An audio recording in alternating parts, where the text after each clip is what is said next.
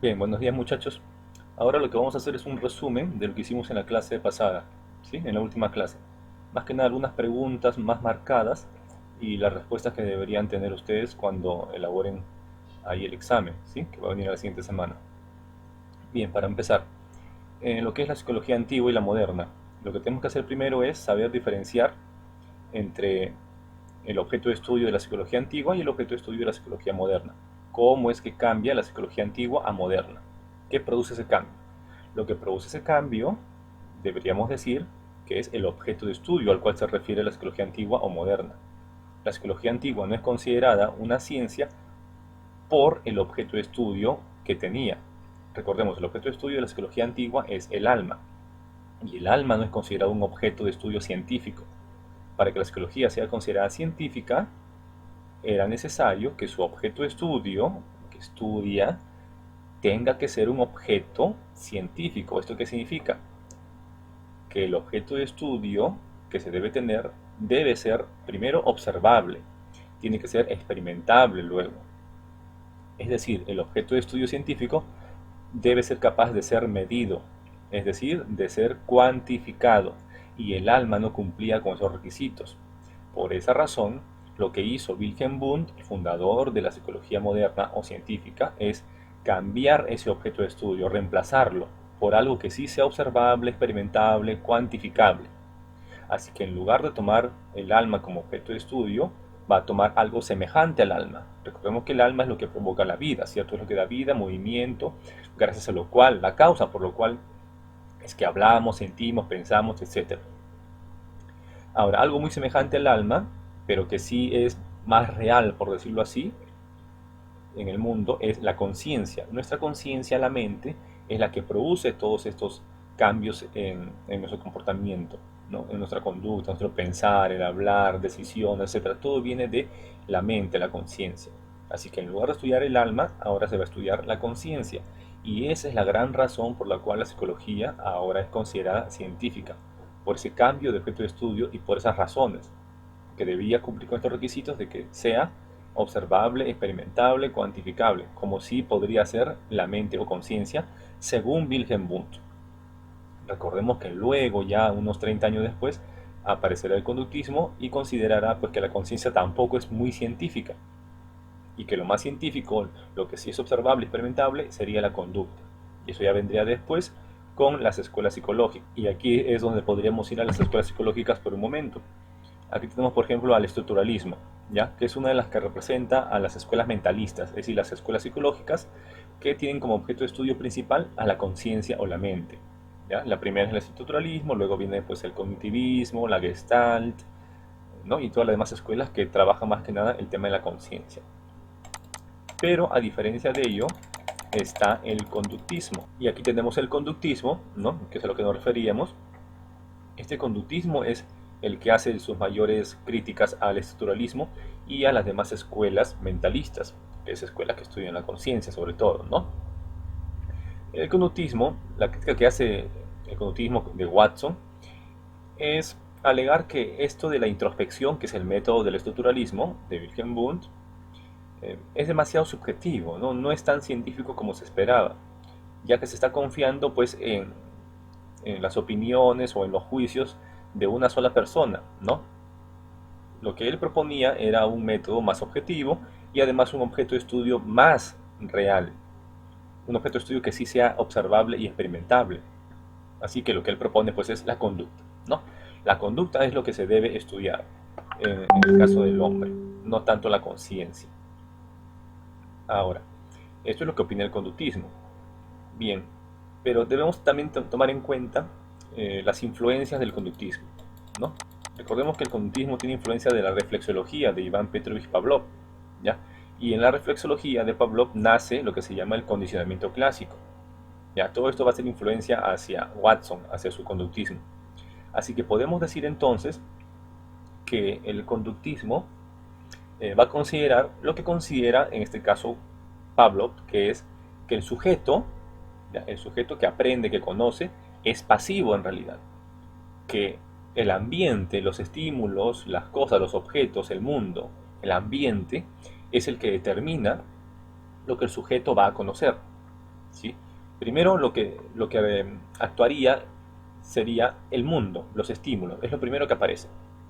Luego es que el sujeto ante esos estímulos, an- ante eso que sucede en el mundo, es que se va a condicionar, ¿no? El sujeto va a aprender todo lo que aprende dependiendo de lo que pasa en el mundo. ¿Se dan cuenta de eso? Es el ambiente el que determina, el que obliga prácticamente, el que determina lo que va a conocer el sujeto, ¿no? En ese sentido, el sujeto es pasivo.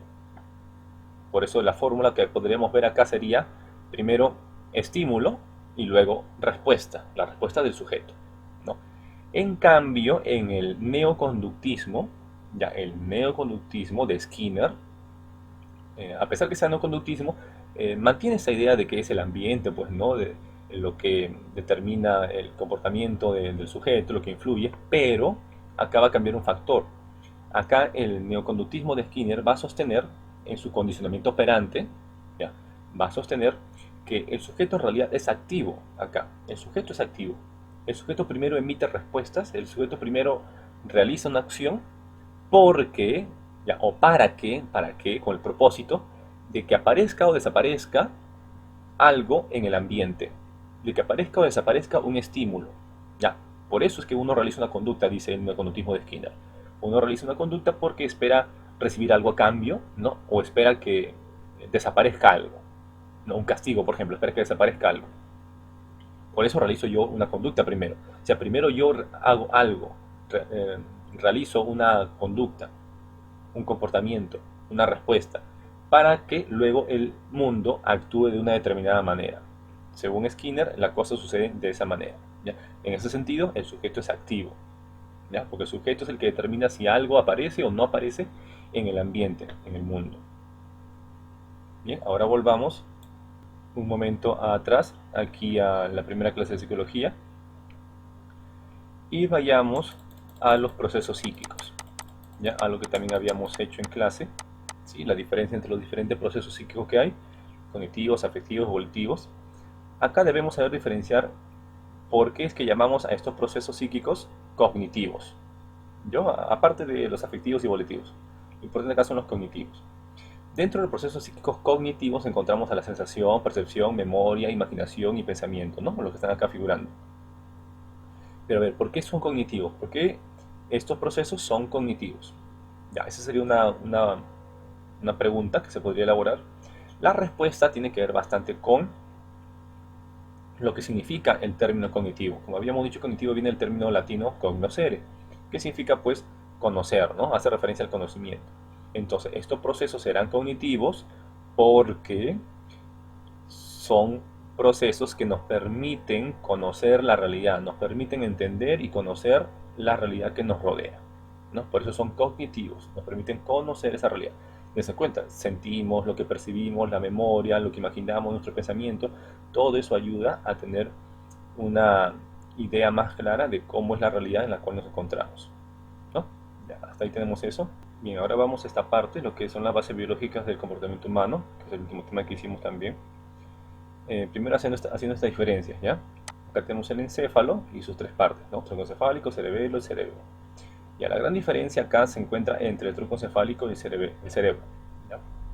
El tronco encefálico lo que hace es controlar las actividades involuntarias, mientras que el cerebro controla las actividades que son voluntarias, las actividades que sí dependen de nosotros, de nuestra conciencia. Bien, las actividades que son vitales son las involuntarias y por ese motivo no las va a controlar nuestra propia conciencia, sino la va a controlar este cerebro reptiliano, como se le denomina algunas veces, ¿no? Al tronco encefálico.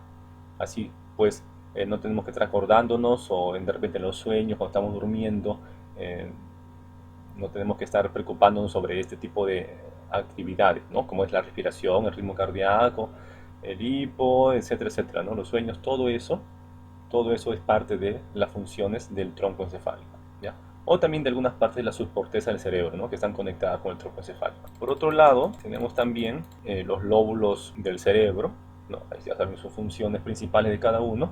El occipital, pues procesa la información visual, el parietal, todo lo que tiene que ver con la información táctil, ¿no?